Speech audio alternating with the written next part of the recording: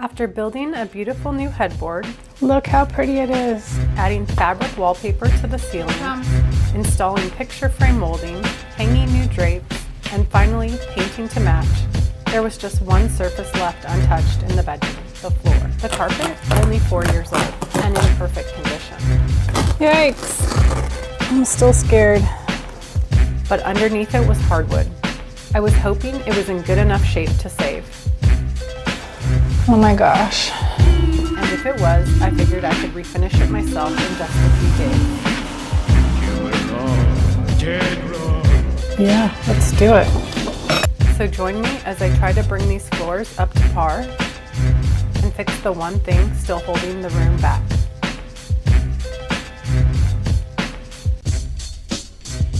All right. Wait, what else is over here? Oh, what are these?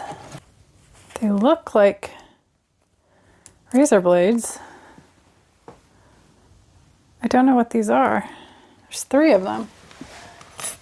After this, there is no turning back. Yikes. I'm still scared. This isn't the first time that I've ripped out carpet, but the last time I did it was not in my own house, and the carpet was much older and much nastier.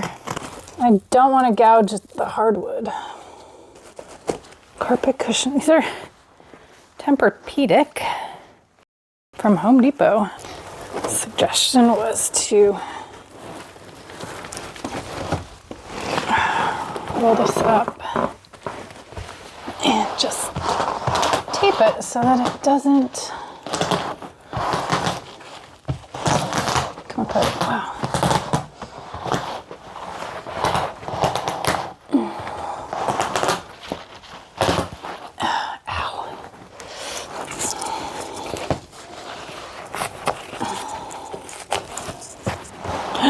Why is there a screw?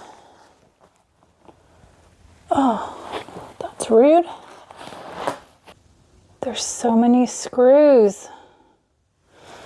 Oh my gosh. There's 2, 3. Oh, why? Why so many screws? Maybe it was squeaky.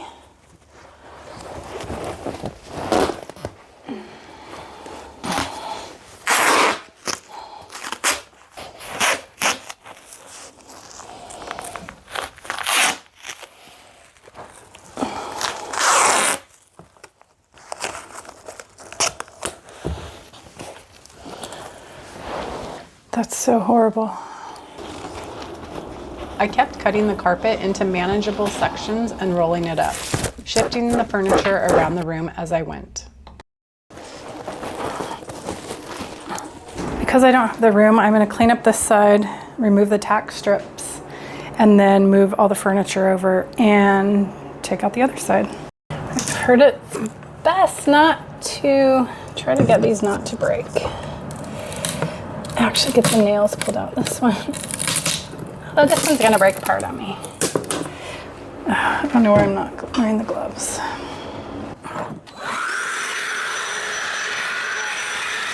I'm not having any luck getting these all in one piece. They keep splitting.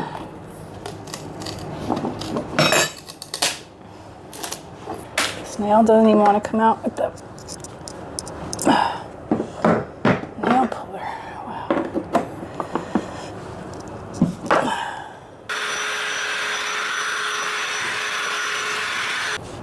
Carpet pad was held in place with staples.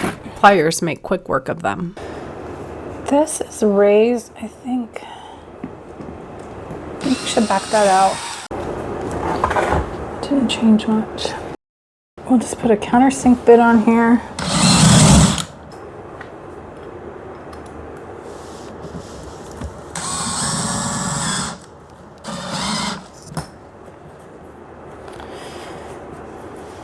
Not much better. Okay, the last piece is out. My back is music's killing me. The plan was to wait a few months before redoing the floors.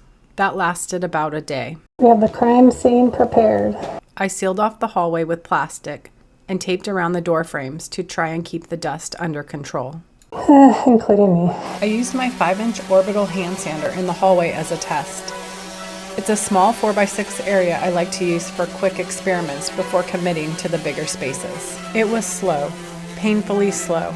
I realized pretty quickly that I need to rent a proper floor sander. There are two main types of sanders for refinishing hardwood floors: a drum sander and an orbital sander. A drum sander is powerful and great for removing heavy finishes fast, but it can also leave deep gouges if you're not careful. An orbital sander is gentler and easier to control, especially for beginners. It takes longer, but it's a lot more forgiving, and it gets closer to the edges, so you shouldn't need to rent an edge sander. I chose the orbital sander. It felt like the safer option, and since I'd used one before, there was no learning curve.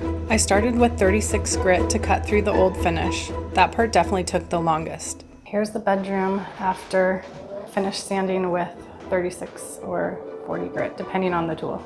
The floor sander gets pretty close to the edges. I just went back just a little bit with the hand orbital sander. So that probably took 5 hours, maybe more, maybe 6 hours. There's a comparison. For some stubborn spots, I used my handheld orbital sander to help out. Then I worked my way up through 60, 80, and finally 100 grit for a smooth finish. Before moving on to each grit, I made sure to thoroughly vacuum the floor to keep the dust down and avoid grinding it back in. For the edges and corners, I used the hand sander and a sanding attachment on my oscillating tool. The whole sanding process took about 3 long days. I was almost ready to test some stains, but first it was cleanup time. Down came all the plastic. I wiped the walls, vacuumed the floors twice, taped off the voids where the walls met the floor, and finished with the tack cloth. Okay, so last night I put down a 25% mixture of the wheat to white. It's here. It's really hard to see now that it's taped off. And I mixed up 2 more colors. Well, they're the same colors, just different shades. So this one is 33% of the wheat color, and this is the 50-50. You can see it's darker. So I'm going to apply those so you can see how green it is. Trying to cancel out some of this red and pink undertones in the red oak.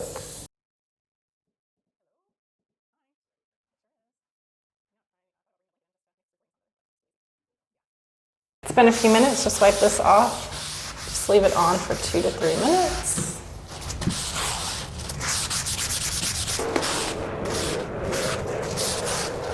I chose Varathane oil-based stain in aged wheat and antique white. These are the dried samples at 25, 33, and 50% ratios. And the winning combo? A 50-50 mix of Varathane aged wheat and antique white. I applied just 1 coat of stain using an applicator pad. It went a lot faster with the helper. While I applied, he followed behind to wipe off the excess after a few minutes. That was the easy part. Even though Varathane says it can be top coated in just 1 hour, I was using general finishes, and they recommend waiting 3 days for oil-based stains to fully cure. My muscle came back to help. Thank you. I wasn't about to take any chances, so I waited. In the meantime, I got to work perfecting the floors. This is a gap filler I was using. I didn't really love it by Loba. Even though I used it, there are still a bunch of cracks. I'm going to apply a second coat. See if that helps. I've already stained, so I don't want to get this everywhere. I'm not sanding again. Big mistake. Big. Huge. Let's talk about the oak wood plugs I'd used to fill the screw holes. The problem? They were way darker than the surrounding floor. I tried whitewashing them with a bit of white and sage green paint, but that barely made a difference. I had already put a call out for scrap red oak flooring someone might be ripping out, and sure enough, I got lucky. I picked up a plug cutter set and made new wood plugs from the salvaged oak after sanding off the old finish. Putting a piece of tape over where I'm drilling to help prevent tear out just means I need to figure out where the center is. And then I have a 1/2 inch Forstner bit. The 1/2 inch fit better than the 3/8 dowels or plugs that I made.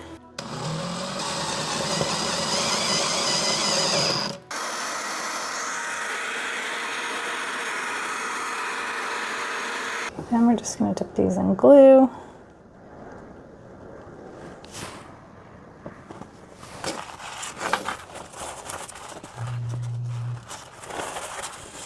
Okay, the glue's had time to set up. I'm just using a Japanese handsaw, the hardwood side.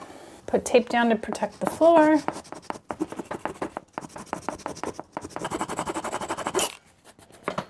Hit this with some 120 sandpaper. And I'm just gonna go over these with a tack cloth, get any last bit of dust off. Mixed up some more of my stain. It's been 3 minutes. We're gonna wipe off the excess stain. I think those blend much nicer. After waiting 3 days, I was finally ready to apply the finish coat, but first, more cleaning. I vacuumed everything again, including the ceiling this time, and gave the floor a pass with a tack cloth to catch any lingering dust. With the prep complete, it was finally time to mix up the top coat. General Finishes High Performance Water-Based Top Coat and Dead Flat. So the floor is dried for over 72 hours. Last night was 72 hours. Yesterday evening. It says to let oil-based stain dry for 72 plus hours, even though my Varathane said you could top it with their product in 1 hour and it was fast drying, but I did not do that. Also, stir, don't shake. Test for adhesion. I don't know how you're supposed to do that.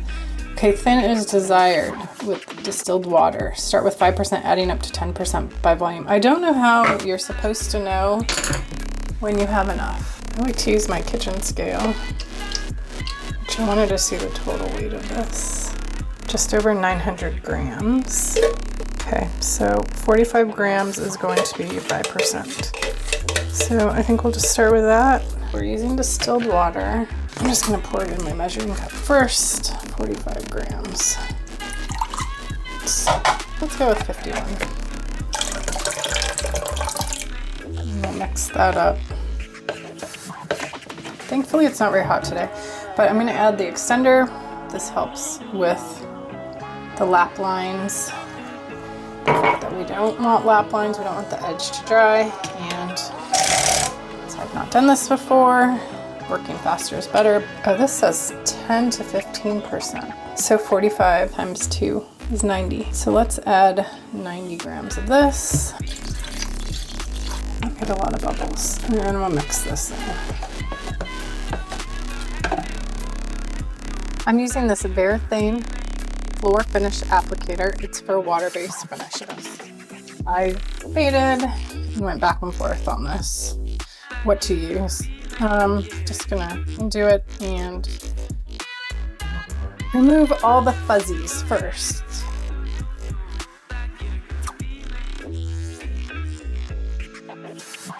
See how that fuzz that comes out? So the package says to rinse this under warm water and rub with your hands to remove any loose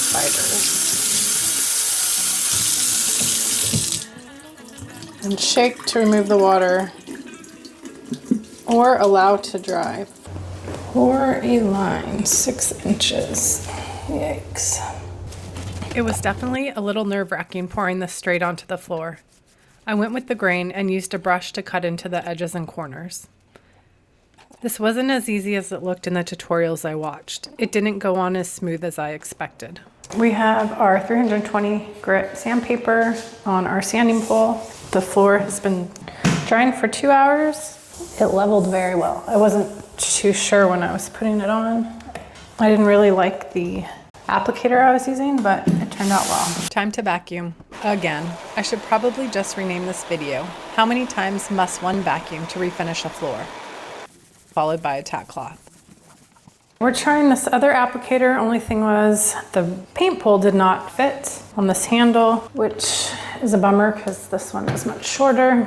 Also, I have less product this time. I'm hoping I don't run out. They say the first coat takes the most, so we'll see if that's true or not. Okay, once again, I've run out of product. I thought that the pole sander would be fine, just giving it a quick once over, but if you take a closer look, there's some buildup of product. That's what I've already sanded off. So I'm just using the same 320 sandpaper and sanding these out before I do the next coat. Oh my gosh, I can't believe I'm sanding this whole floor by hand. In total, I applied 5 coats of General Finishes Dead Flat. I sanded lightly between each coat with 220 or 320 grit, except for the final coat, which I left untouched. I tried 2 different applicators and ended up preferring the Durafoam pad over the Varathane one. It gave me better control and a smoother finish. Okay. I think we're done. Removing the carpet left a gap between the baseboards and the floor, so I had decided to remove them and go with taller baseboards. The door trim also had a visible gap, and the fix for that was a plinth block. I used an oscillating saw to cut off the bottom of the trim, though a handsaw works too, just matching the height of the plinth blocks I made. You can also buy pre-made ones at most hardware stores. Before installing the new baseboards, I went ahead and treated the area for pests, just in case anything unwanted was thinking about moving back in. I pre-painted all the trim before installing it and attached it using 18 gauge nails. After everything was in place, I caulked all the seams and used wood filler on the nail holes. Once everything was dry, I touched up the paint for a nice finished look. I waited 3 days before reinstalling the baseboards and 5 days before moving any furniture back in. The finish takes a full 21 days to completely cure, so the rug's going to have to wait a little longer. A few days after applying the final coat, I started noticing some milky white areas showing up. It took me a while to figure it out, but the culprit was the Loba gap filler. I had only wiped it off with a putty knife instead of sanding it completely off the wood. The other mistake? Over-sanding on buildup of the finish. It left a few noticeable areas. Luckily, most of it will be covered with rugs anyways. Let me know if you have any suggestions for easy fixes. Thanks so much for watching, and I'll catch you again in the next video.